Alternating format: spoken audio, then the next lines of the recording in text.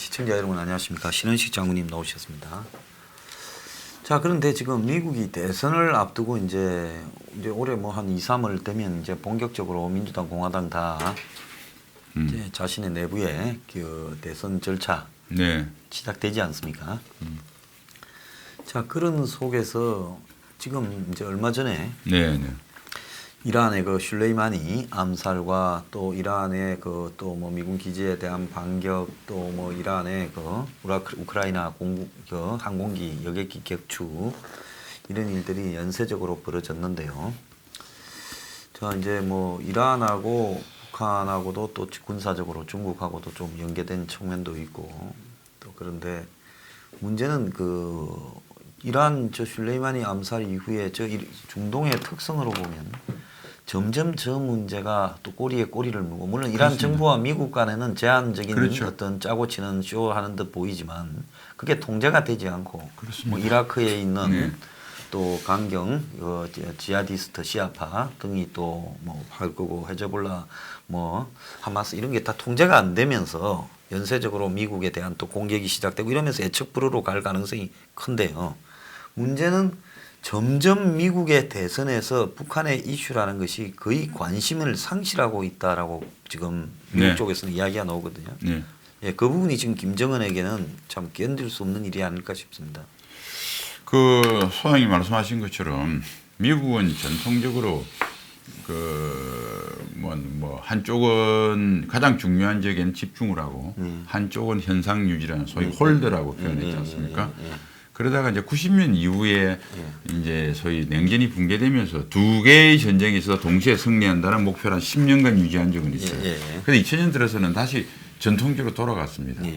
그러니까 자기 과거 냉전 때도 유럽에 집중하기 위해서 에치슨 라인 중국까지 버릴 정도로 우리 대한민국이 빠졌죠. 6.25 때 개입이 돼서 했다가 다시 중국을 자기 편으로 끌어들이니까 사실은 또 주한미군 철수하고 뭐 이런 분위기가 70대 이랬지 않습니까? 그러니까 이제 늘 이제 그렇게 집중했는데 뭐 냉전이 붕괴돼서 이제 유럽은 이미 안정이 됐어요. 그다음 유럽 다음에 중요한 곳이 중동이거든요. 그러니까 중동에 무슨 문제가 생기면 미국은 지금 중동과 한반도에서 동시에 안보적 리스크를 대처할 만한 군사력 운영이 불가능한 상태입니다. 그게 이제 첫 번째 중동 문제가 되면 될수록 한반도에 대한 관심이 멀어진다. 자, 그러면 김정은 입장에서 불리한 점은 뭘까? 자기가 주목도가 떨어지는 거죠. 그러니까 자기가 트럼프의 대선 국면에 어쨌든 영향을 끼쳐서 양보를 받아낸다고 하는 2019년 때까지의 소위 이익 구조가 깨지는 겁니다. 전략 구조가. 그죠? 그래서 또 하나는 뭐냐면 미국이 관심을 안 가지면 자기가 어떤 행동에 대해서 미국이 별로 제동을 안 걸 것이다. 다시 말해서 ICBM이나 핵실험과 같이 트럼프의 정면 도전하는 일만 안 벌린다면 중동 문제도 급해 있고 국내 경제 문제도 급해 있고 뭐 이런데 트럼프가 여기 굳이 문제를 안 익힐 수 있다. 그래서 내가 도발하는 것에 대해서 상당한 성력이 받을 수가 있다. 그러니까 김정은한테는 유불리가 동시에 그렇게 있겠죠. 존재를 한다. 이렇게 우리가 보셔야 되고요. 그다음에 이제 또 하나 뭐 이거는 경제적인 문제인데 당연히 중동 문제가 불안하면 유가가 상승을 해서 뭐 여러 가지 우리 경제적인 또 타격을 받겠죠. 그러니까 사실은 뭐 우리가 디맨드 풀 수요가 견인이 돼서 좋은 인플레이션이 되는 게 아니라 코스트 푸시가 되어버리면 잘 아시는 스태그플레이션으로 또 되는 거니까 이제 디프레이션 분위기에서 또 일부 생필품 가격이 영향을 받아 스태그플레이션이 되면 한국은 쫄딱 망하는 거죠 뭐 이런 위기. 그래서 중동 문제가 사실은 안정적이지 않으면 한국이 유리한 것보다 불리한 게 많다 이런 말씀 우선 드립니다. 그다음에 원초적인 문제에서 그거는 이제 지금 상황 변화로 초래된 어떤 영향이고요. 미국은 과연 한국에 대한 전략적 가치를 얼마나 생각하느냐. 우리가 생각하는 만 그렇게 높지는 않습니다. 높지는 않다는 걸 분명히 이해를 하시고 뭐 6.25 이전은 빼고 6.25 이후라도 우리가 냉전이 동북아에서 아주 첨예할 때는 한국이 전진기지로서의 역할을 했어요. 처음에 6.25 때 에체슨 빠졌다가 막상 그렇게 하면 안 되겠다 싶어서 개입을 해보고 나니까 뭐 이승만 대통령의 벼랑끝 전술도 있었지만 한국의 주한미군을 주둔시키는 것이 훨씬 더 비용 대 효과면에서 좋다라는 게 쭉 유지되어 왔거든요. 그러다가 이 동북아 지역에서 중국이 미국하고 손을 잡는 즉시 구태의 한국의 전략적 가치가 없어진 겁니다. 그러니까 70년도에는 그렇지 않아도 한국 자체가 본천적으로 미국한테 그렇게 유럽이라든지 호르무즈 해협이라든지 교통의 중심지인 수에즈 운하 지역이라든지 이런 것처럼 크리티컬한 지역은 아니었어요. 구석에 처박혀 있는 거죠. 그렇죠. 예. 그러다가 상황에 따라서 이제 그래서 한국전 이후에 60대 말까지는 한국의 가치가 상당히 높아졌고 예. 70년대는 떨어지니까 다 그 가치만큼 닉슨은 미 7사단 철수시켰고 지미 카터는 주한미군 철수론을 주장할 수 있었던 거 아닙니까? 그러다가 80년대 다시 신냉전 구대로 가면서 한국의 전략적 가치가 다시 공고해졌다가 91년 냉전이 붕괴되니까 그때는 전략적 가치를 따질 것 없이 미국이 일극체제입니다. 그러니까 뭐 어디는 좀 양보하고 어디는 집중할 필요가 없이 전부 다 지켜도 됐거든요. 그러니까 두 개의 전쟁이 있어 내가 할 수 있다. 유럽은 전쟁이 안 날 거고 두 개의 전쟁은 그때 가능성이 있는 것이 중동하고 동북아에서 나더라도 내가 두 군데다 미군을 운용하겠다고 하는 큰 소리 빵빵 친 거예요. 그러다가 이제 미국이 그를 감당할 능력이 안 되니까 이제 슬슬 됐는데 다행히 이 중동 지역에 미국이 두 번 개입했지 않습니까? 그렇게 지금 두번 개입을 한 데다가 2015년 이란 핵협상까지 완료가 나니까 중동의 위협이 확 줄어버렸습니다. 그리고 이제 이쪽 지역에 또 중국이 미국의 완전히 경쟁자가 됐거든요.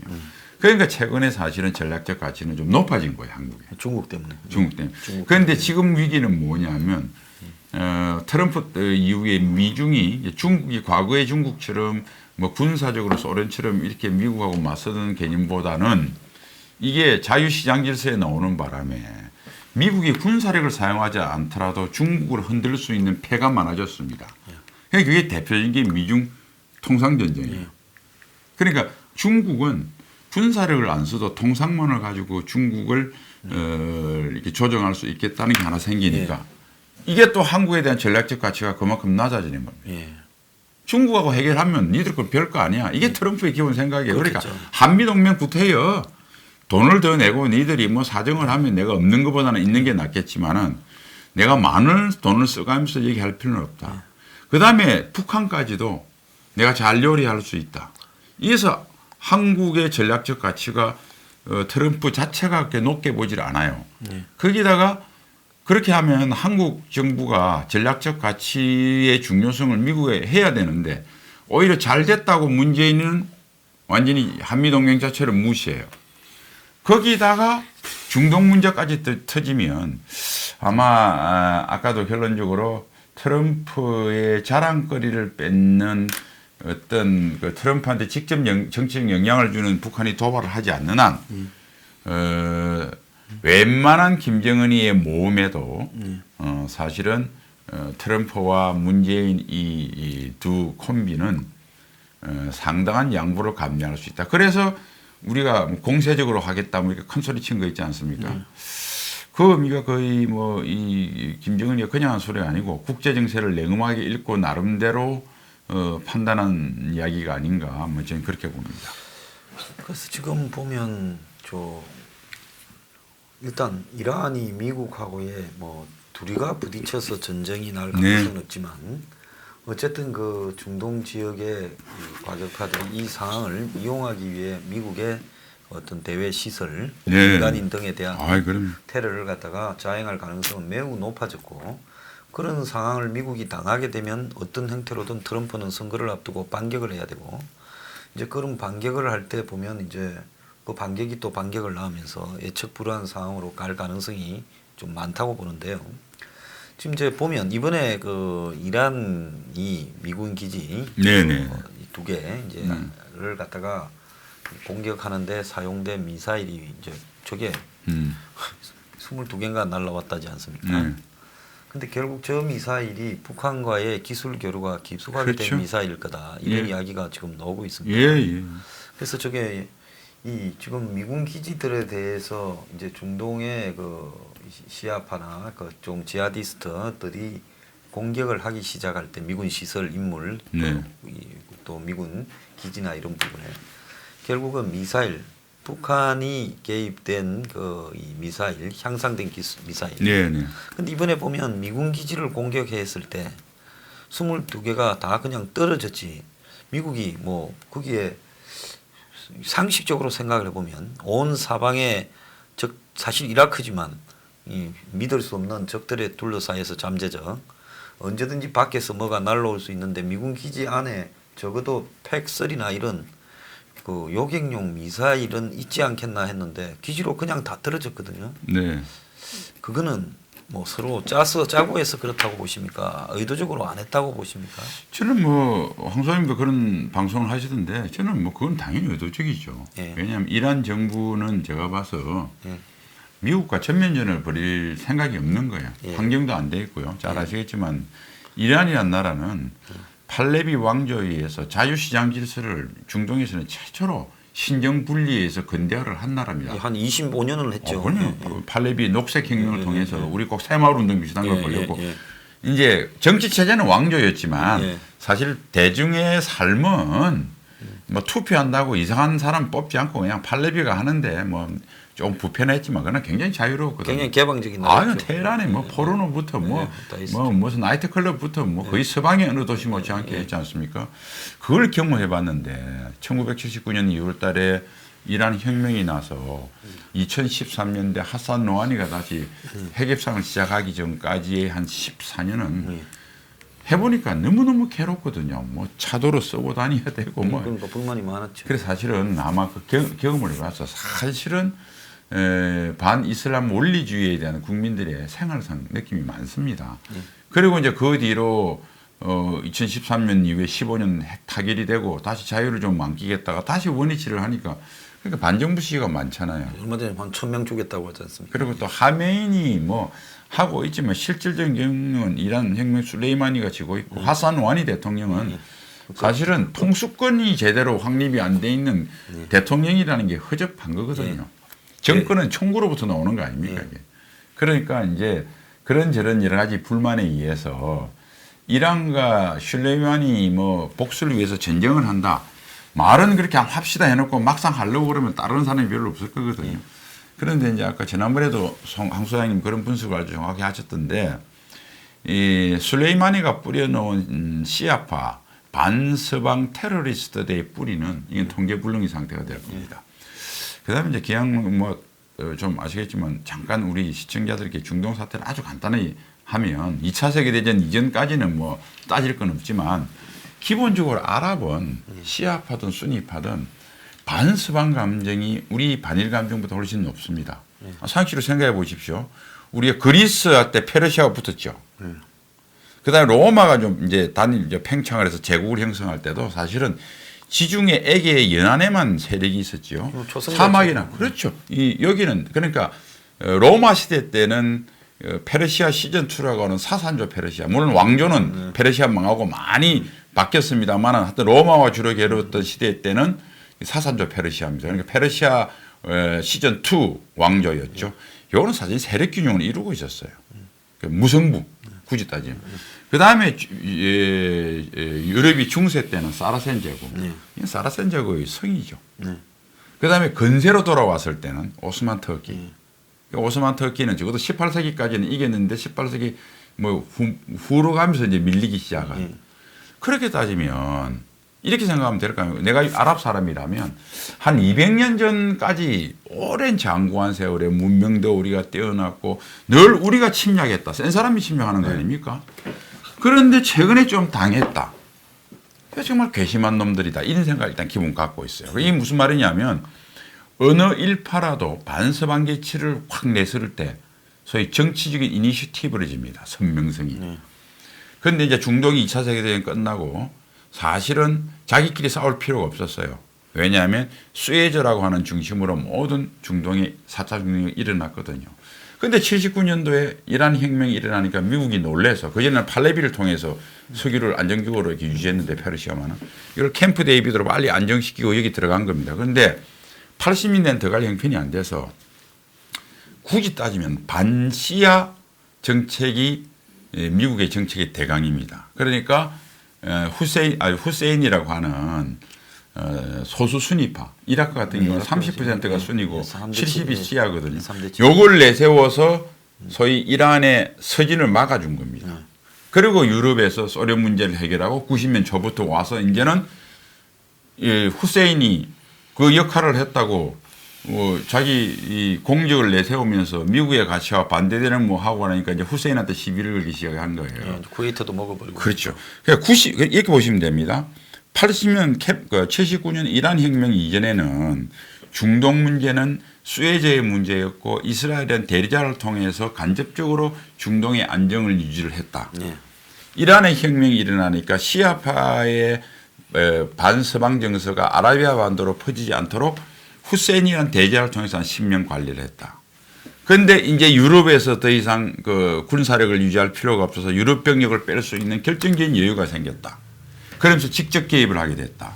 90년대부터 지금까지는 뭐냐 하면 수니파를 박살냈습니다. 자, 수니파 정권 후세인 박살냈죠. 물론 뭐 빈 라덴이 9.11 테러를 일으켰지만 어쨌든 이 탈레반 빈 라덴은 수니파 테러 단체입니다. 그다음에 IS도 수니파입니다. 예. 그러니까 어떻게 됐겠어? 수니파를 한 20년간 거의 초토화를 시키고 나니까 시아파가 자란 겁니다. 그러니까 민병대의 주도권도 시아파가 지게 돼요. IS까지 허물어졌으니까. 그다음에 시아파 국가인 이란이 이라크까지 꼭두가시로 만들고 남쪽에 예멘, 시리아까지 오히려 레바논, 사우디 그러면 미국으로서는 이렇습니다. 여기에서 빠져나가서 안정적으로 하려고 그러면 사우디, UAE 뭐 이런 왕정을 하고 있는 나라가 과거의 후세인이나 이스라엘 같은 대리자 역할을 충실히 해주면 가능한데 이게 안 되거든요. 왜? 군사력도 약하지만 제스민 혁명의 영향으로 특히 더 왕정에 대한 아랍 전체의 거부감이 일단 큽니다. 권력을 좀 내려놔라 니들끼리 다 헤쳐먹냐 이게 하나 있고요. 두 번째는 선명성에서 이 사람들 친미국가거든요. 그러니까 반서방 감정이 그 어디보다 팽배하고 반서방 기치를 내세울 때 정치적 선명성과 이니시티브를 질 수 있는데 지금 왕정 국가들은 기댈 때가 민중의 생각들과 반대대로 미국 군대의 손을 잡고 왕정을 유지하고 있는 게 현실입니다. 그러니까 얼마나 취약해요.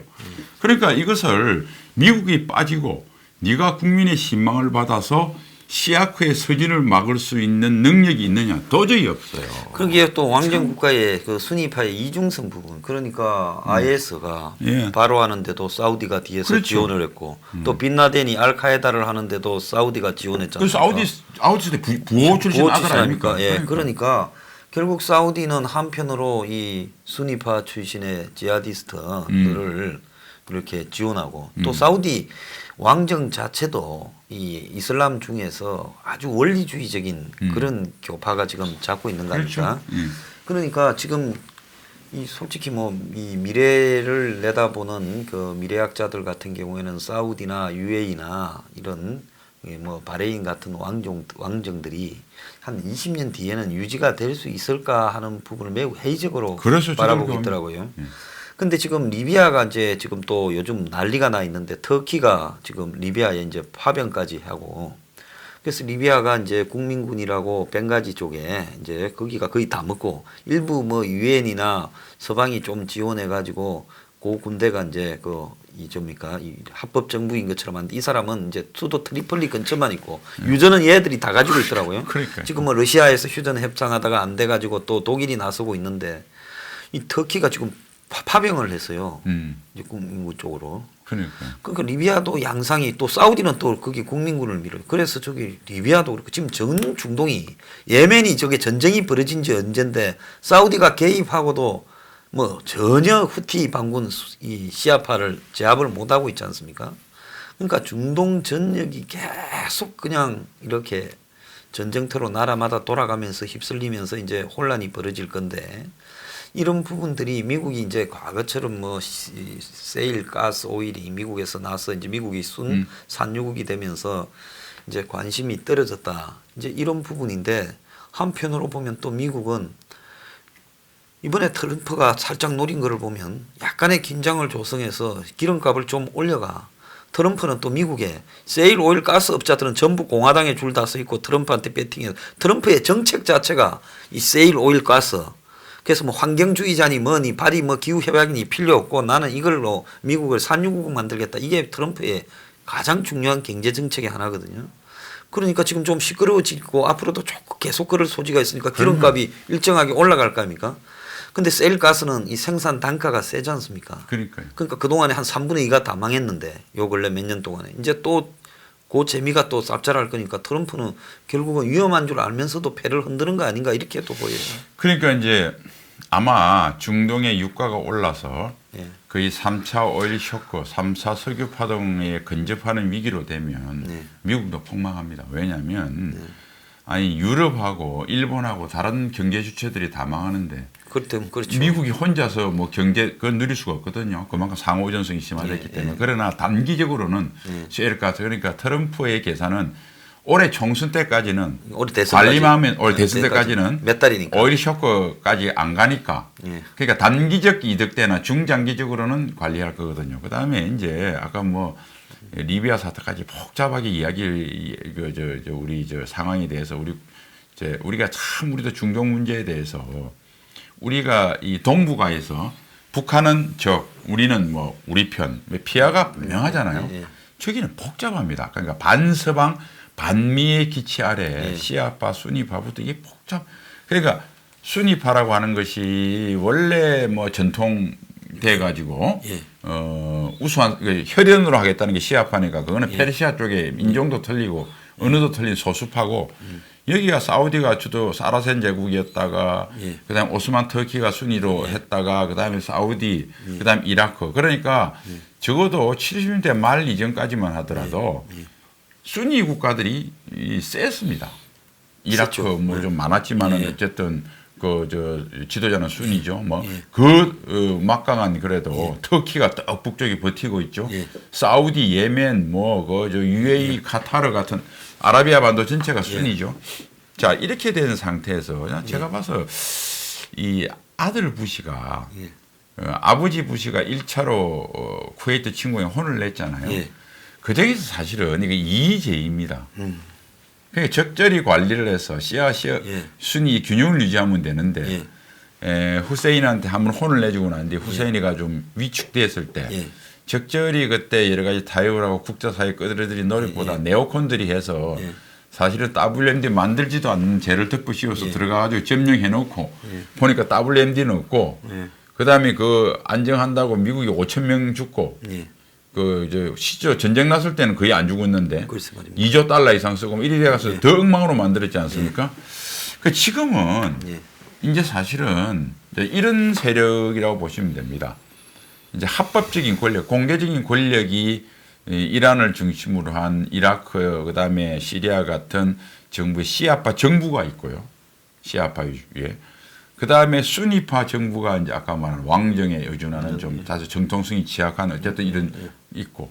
그다음에 이제 민병대라고 테러리스트 집단이 2개 있는데 수니파는 절단이 났습니다, 미군들.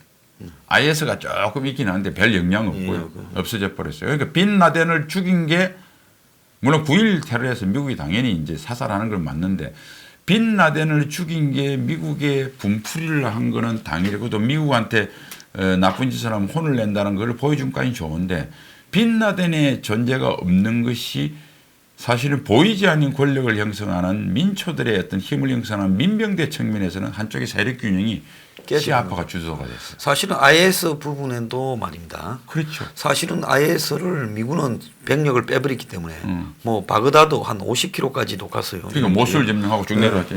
그러니까 미국이 이제 다급하니까 이란에 이번에 슐레이마니가 직접 자기가 이 쿠드스 군을 이끌고 이라크에 있는 시아파 민병대들 또 이란의 노련한 군대까지 다 끌고 가가 그래서 이제 모술 타라니니 이런데 이란이 직접 지상군을 개입시키는 부분을 눈을 뜨고 허락해 준 거죠. 허락을 해주지 않습니까? IS가 또 막 유럽 이런 데 테러도 하겠다고 그러니까. 근데 그걸 그래서 이게 지난번에도 옛날에도 우리가 아프간 반군한테 준 스탱크 미사일 이런 게 전부 다 빈라덴한테 넘어가서 얼마나 애먹었습니까? 그러니까 여기는 중동의 문제는 우리가 중동 외 지역에 생각하는 선악의 개념이나 피하의 개념하고 완전 다른 새끼라니까요. 그리고 또 IS가 살아있을 때만 해도 미국 수니파 반군이나 시리아 민주군이 힘을 좀 쓰고 있었는데 IS를 다 소탕하고 나니까 터키하고 아사드 러시아 계통의 시아파 독재 정권이 그냥 위에서 아래에서 다 누르면서 미국의 동맹군들이 거의 질이 멸렬해져 버린 상황이 멸렬했죠. 벌어졌지 않습니까? 그러면 미국의 이 정책이 도대체 알카에다나 지금 이 IS를 바라보는 부분 이 부분마다 개입하면 개입할수록 그 결과가 미국한테 좋죠. 지금 불리하게 나오는 이런 양상이 발생하고 있거든요. 참 여기서 이 외교적인 경험은 예. 그냥 국력이 사람이 근육이 크고 힘이 세면 잔재에 별로 신경을 안 씁니다. 그러니까 영국은 세계를 해가지지 않는 나라였지만 지금 미국이 가진 힘보다는 훨씬 작았거든요. 국토도 작고. 그러니까 영국은 교묘한 외교술로 이 사회 중동을 갖고 아라비아 로렌스 같은 애들 그렇죠. 보내가지고 오스만 공격하게 터키가 만들고 그 독일 편을 드니까 네. 오스만 터키가 흔들라고 유럽 그러죠. 전선에 들어오면 동부 전선에 들어와서 러시아 뭐 이게 골치가 아프니까 러시아의 척방을 찌르면 골치 아프니까 그 아랍 민족에 불을 지르고 왜냐하면 사라센 제국 대제에서 오스만 터키가 아랍화되어 있어 가지고 아랍 사람들이 별로 오스만 터키 제국에 불만이 없어요.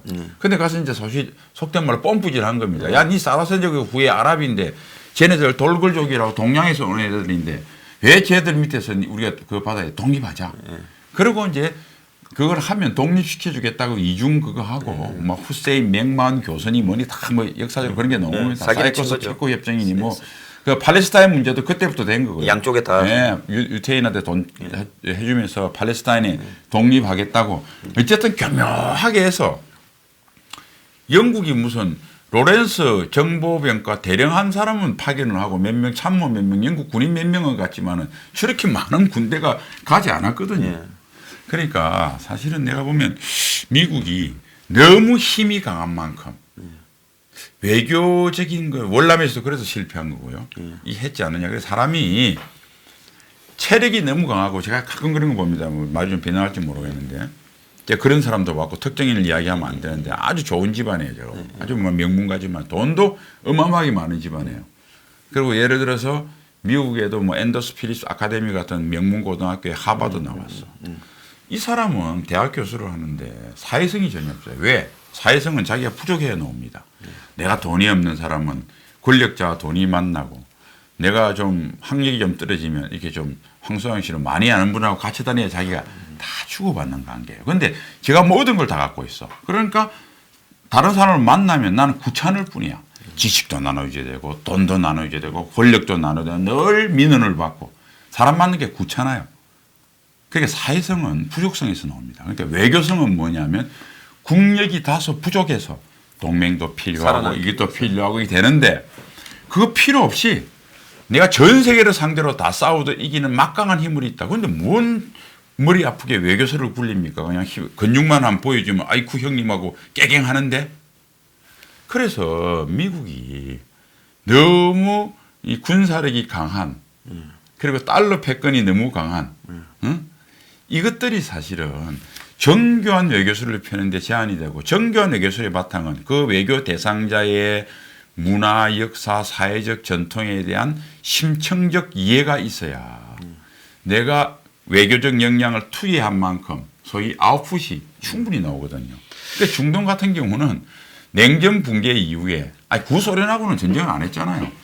한번 얼마나 많은 돈을 쓰고 얼마나 많은 미국이 죽고 얼마나 많았는데 중동의 미국의 영향력은 갈수록 엉망진창이 됐어요. 갈수록 엉망진창. 그래서 아마 이제 이거는 뭐 올해 어떻게 할지 모르겠는데 뭐 제가 지금 미국의 외교서를 걱정할 수 있는 위치는 아니고 근데 어쨌든 미국도 이걸 정리할 수 있는 방안을 내세워야 되는데 제가 봐서 전통적인 영국이 했던 것처럼 디바이드 앤 룰을 교묘하게 해서 그다음에 각각의 나라가 미국의 디바이드 앤 룰의 체제에 들어오는 것이 이득이라는 걸 느껴질 수 있는 이런 대화 소통이 중요하다고 보고요. 우리가 중동 문제에 관심을 갖고 있는 것은 인류의 보편적인 공통애로서의 어떤 것도 있지만 그것보다 더 우리 이해관계 측면에서는 중동에 미국이 진창에 빠지면 동북아에서 미국이 여력이 없어집니다. 그러면 이거는 김정은한테 많은 양보를 할 가능성이 많고 그다음에 미국과 중국 문제는 사실은 군사력은 하나의 데몬스트레이션이고요. 주 전쟁은 경제전쟁, 환율전쟁으로 그 승부가 나올 겁니다. 왜? 중국이 국제금융 통상질서에 나와 있는 냉전시대 이후에 자유 통상하는 국가이기 때문에 그래요. 자, 그렇게 돼버리면 이쪽에 우리한테 한미 동맹이 심각하게 흔들릴 위기가 있다. 그리고 우리 정치적 리더십이 그것을 더 앞당기고 있다 그러면 대한민국 국민만 파멸적 위험에 처할 가능성이 올해부터 대단히 많고요. 두 번째는 아주 아까 말한 대로 중동에서 있는 문제가 생기면 미국은 단기적으로는 이득 보고 중장기적으로는 어렵다지 모르겠는데 우리는 단기적부터 유가가 여기서 20-30% 튀면 우리는 견딜 수가 없습니다. 그리고 우리가 갖고 있는 외화 조금 그래도 문재인이가 퍼쓰고 뭐 이렇게 대신이 한데 대신도로 바치는 게 그래도 우리가 IMF가 틀린 것이 외환 보유가 아닙니까? 유가 오르면 돌이 있습니까? 금방 없어져 버리죠. 그러면 지금 그나마 수출해 가지고 우리가 아마 무역 역조가요 20-30%만 오르면 확 적자로 돌아설 겁니다. 그러면 당연히 우리 신인도 떨어지면 우리가 대채권이나 뭐 이자 올라가고 하여튼 뭐 이런 여러 가지 한국 경제에 결정적인 타격이 오기 때문에 중동 문제는 한국이 아마 가장 큰 중동에서 화약고가 생기면 전 세계 다 타격을 받겠지만 그중에서 가장 심각한 타격을 치명적 타격을 받는 것이 바로 대한민국이다. 이런 생각을 가지고 우리가 잘 봐야 되겠습니다. 예, 오늘 그 중동 문제를 좀 이야기를 해봤는데요. 자, 지금 한국이 가장 심각하게도 과연 이 정권의 어느 한 구석에 중동의 지금 상황에 대한 분석이나 지정학적인 어떤 이런 이 노력 이런 것들을 하는 게 있겠는가? 참 한심하기 그지없다고 봅니다. 오늘 출연해 주셔서 감사합니다.